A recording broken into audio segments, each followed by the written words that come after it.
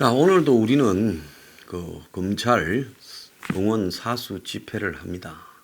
근데 지금 보수 진영에서 이런 집회를 이렇게 하는 사람은 이제 앵그리 블루밖에 안 남은 것 같습니다. 다들 집회들은 하기는 하는데요. 자, 누구 석방하라 뭐 이런 집회하고 또 정치권에 그런 이야기를 하지만은 지금 이성윤과 추미애와 이 정권이 이렇게 검찰을 해체하고 탄압합니다. 사실 검찰이 아니었더라면 지금 이까지 올 수나 있었을까? 야당이요. 저는 불가능했다고 봅니다. 아직도 빌빌 싸고 있겠죠.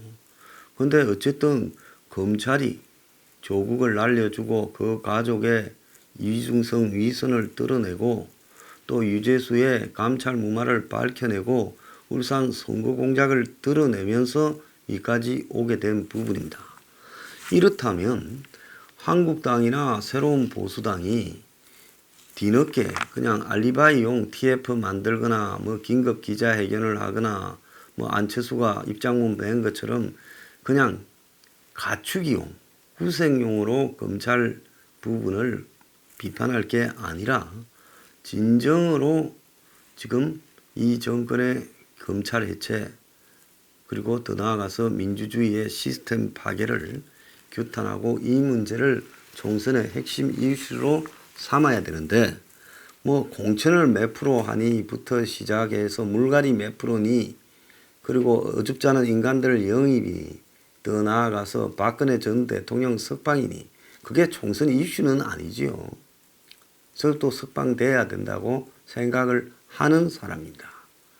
그 다음에 더 나아가서 보수 통합이니 이런 이야기만 하고 있습니다. 솔직히 말하면 부차적인 문제고 문화고의 강력한 투쟁을 통해서 자연스럽게 보수나 또 이 정권을 비판하는 중도 진영이 한쪽으로 표를 몰아주는 보수 통합이 가장 중요하다고 보고 있습니다.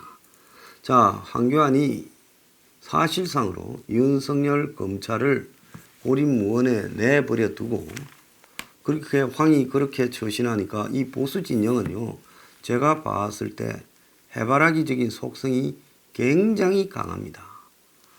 보수 진영 안에서 뭐 자기의 권력을 잡을 수 있는 유력한 집단이 한국당이고 한국당의 대표가 황교안이니 그 뒤로부터는 그냥 당 내부, 당원, 또 당 밖의 보수의 리더, 유튜버 이런 것들까지도 전부 거기 줄을 서는 거예요. 그래서 제가 지금 황이 이상하다라는 이야기를 처음 등장했을 때부터 지속적으로 이야기를 하면 그 부분에 대해 논리적인 토론이 돼야 될 거 아닙니까? 비판을 삼가하고 너 뭐 제가 민주당에서 탈당을 비판하고 탈당을 해서 그야말로 개혁적 보수의 색채를 띈 지가 지금 몇 년인데 2002년에 나왔어요. 18년 전의 이야기를 가지고 위장보수라고 저를 이야기를 아직도 하고 있고 나온 뒤로 한 번도 저쪽에 돌아본 적도 없습니다. 그리고 더 나아가서 저쪽에서 엄청난 탄압도 받았어요. 그런데도 아직 그런 이야기를 하고 있고 무슨 보수 통합 4월 총선 승리를 이야기하고 있습니다. 나는 승리하기 위해서 짚을 거는 짚고 넘어가야 된다라고 주장하는 사람입니다. 자, 그래서 윤석열 문제에 대해서 우리 말했다, 비판했다, TF 만들었다 이런 식으로 두루뭉실하게 그냥 마지 못해서 저 같은 사람이 지랄하면 한마디 했다 하고 넘어가고 있습니다.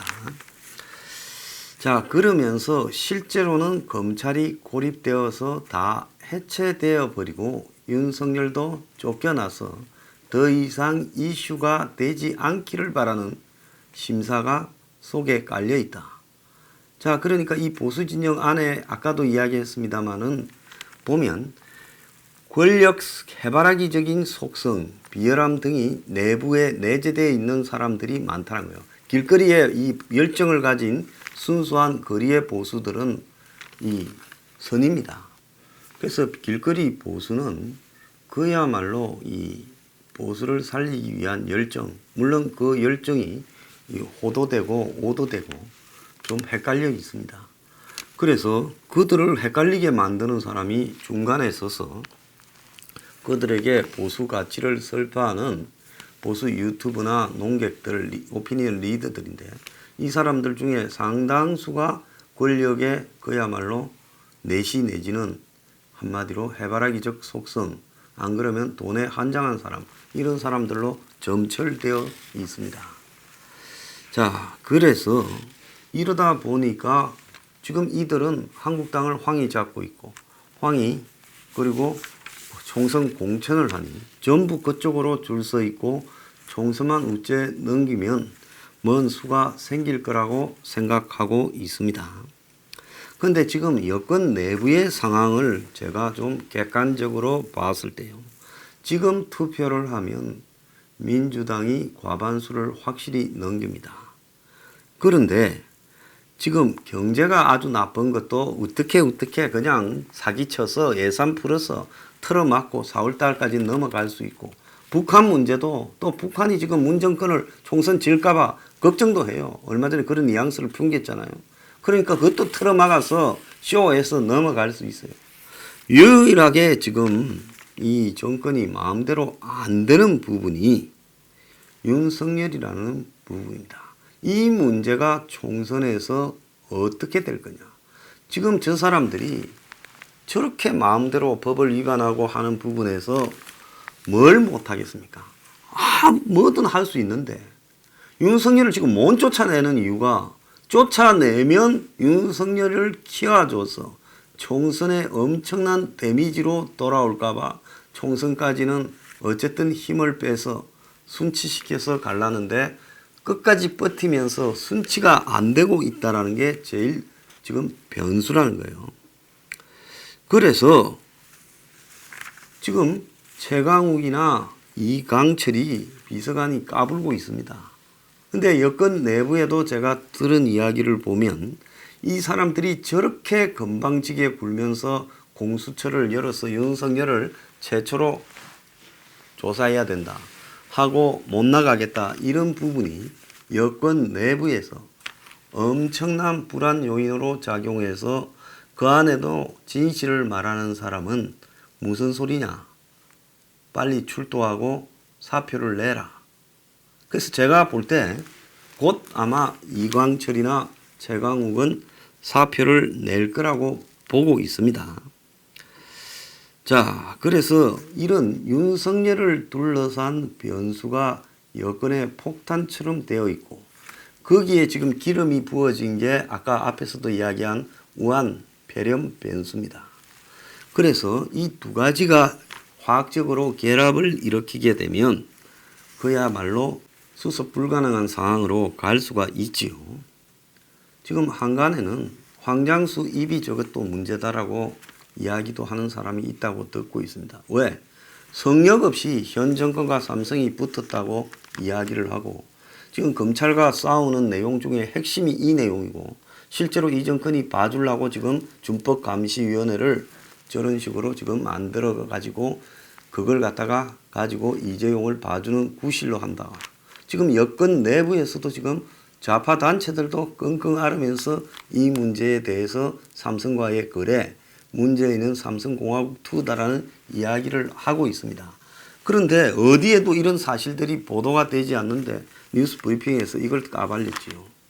그 다음에 황교안의 계엄 문제도 그렇습니다. 어제 황교안이 뭐 유튜브에 나와가지고 뭐 자기하고 맨날 잘 돌아가는 그런 데죠. 거기서 물었대요. 내각제 개헌하냐. 그러니까 황교안이 내각제 아니다, 상권 분립을 강화하는 데 있다, 이렇게 말했다는 거예요. 이게 웃기지 않아요?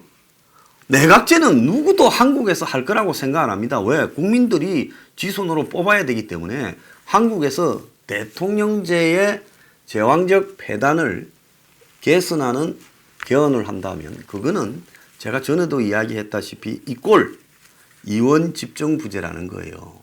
근데 황교안이 대통령제의 폐단을 이제 총선 이겨서 고치는 개헌을 해야 되겠다고 말하지 않았습니까? 그러면 이원 집정부제예요. 자, 박형준도 그런 이야기하는 사람이고 통추위의 위원장하는, 지금 공관위원장하는 김형호도 그 이야기 하는 거고 또 그 뒤에 있는 이재호도 그런 이야기를 하는 사람이에요. 가만히 보면 이재호, 박형준이 이재호는 얼마 전에 뭐 국민통합연대인가 만들었잖아요.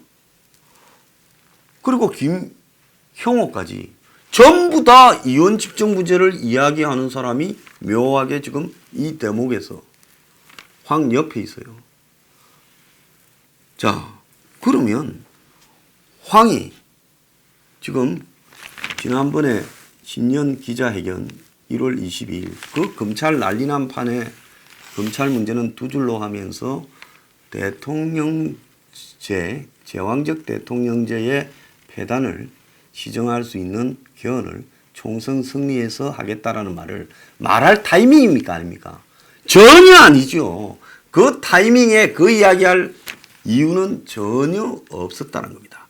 그리고 1대1 영수회담을 통해 경제나 정치 이런 부분을 논의하자. 아니 패스트 트랙에서 하고 싶은 대로 다 한 인간한테 그리고 지금 황이 문을 만난다고 경제가 뭐 바뀔 게 있어요? 말도 안 되는 짓거리를 했습니다. 자, 안철수가 와 있습니다. 안철수도 결국 세모와서 이번에 몇십 석 확보한 다음에 결국 문이 개헌을 할 때 거기에 한 축으로 들어가겠다 이거 아니겠어요? 자, 황이 개헌 이야기를 한 다음에 안철수 측의 김영환 그리고 문병호가 갑자기 통추에 합류한다는 겁니다. 그러면 황이 이원 집정부제 개헌을 말을 했기 때문에 갑자기 그 사람들이 합류한다라고 이야기가 나온 거 아니냐. 자, 이런 문제를 보면 황은 어제 거기에서 오해를 풀라고 하면 내각제 안 한다. 상권 분립을 강화한다. 이렇게 말을 할 게 아니라 이원 집정부제 안 한다라고 말해버리면 끝날 일이에요. 근데 물은 사람도 그것도 웃기는 거예요. 황이 내각제를 한다라고 생각은 한 사람은 한국의 선수들 치고 아무도 없다고 제가 말을 했잖아요. 인터뷰하는 사람이 황한테 당신 이원 집정부제 할 거냐고 묻고 황은 안 한다고 말만 하면 되는 거예요. 아니면 솔직히 한다고 하든가. 그러면 끝나버리는 겁니다. 이 모든 의혹이요. 그런데 뜬금없이 하지도 않을 내각제 하냐 묻고 황은 내각제 안 한다? 상권 분립을 강화한다 그래요. 어제 제가 그 부분을 비판한 글을 하나 썼더만은 그것도 황 떨거지들이 몰려와가지고요. 자, 황이 하는 거는 미국식의 대통령제. 자, 거기에 대통령의 권한을 제한하는 국회가 대통령을 견제하는 그런 거를 의미했다. 그럼 황이 분명하게 이야기하세요. 나는 미국식의 대통령제를 하겠다고 말을 한 거라고. 상원 하원 두고요.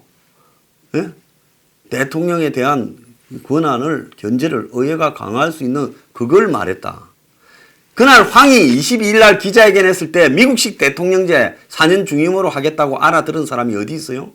솔직히 말하면 미국식의 4년 중임제는요. 대통령의 권한이 엄청 세죠. 미국의 트럼프 하는 거 한번 보세요. 전쟁도 지 마음대로 할 수 있는 겁니다. 누구 죽여버리는 것도 지 마음대로 하고요. 그게 대통령이 상권 분립에 의해서 견제받는 겁니까? 웃기는 소리 하고 있어요. 장관도 지 마음대로 잘라버리고요. 언제든. 심지어 뭐 비행기 타고 오는데도 트위터로 잘라버립니다. 그게 미국식 대통령제예요. 미국은 솔직히 말하면 한국보다 제왕적 대통령제가 더 강화되어 있다는 거예요. 미국 의회가 지금 트럼프 탄핵 안 돼도 탄핵이 됩니까? 자, 그런데 무슨 놈의 미국식 대통령제 운운하고 있습니까? 쇼하지 말고 진실을 하자는 겁니다. 그래서 이 진실은 뭐냐? 황이 왜 그러느냐에 대해서 말 복잡하게 하지 말고 한 방에 끝냅시다. 황은 이원 집정부제를 말한 겁니까? 아닙니까? 라고 거기에 대해서 말하세요. 그러면 끝날 일이에요. 내가 비판할 문제도 아니고요. 황이 이원 집정부제 아니다. 미국식 대통령제다라고 말하세요.